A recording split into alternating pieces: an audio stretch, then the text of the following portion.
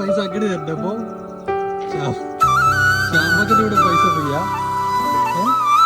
ശ്യാമകനോട് പൈസ ഫ്രീയാ അപ്പൊ പൈസ ഒന്നുമില്ലല്ലോ അത് വിറ്റ് ഒഴിവാക്ക വിറ്റ് ഒഴിവാക്ക ഒന്നുകൂടി കൊണ്ടുവരാൻ പറ്റാം ഒന്നുകൂടി കൊണ്ടാ ഇത് വിറ്റ് ഒഴിവാക്കല്ലേ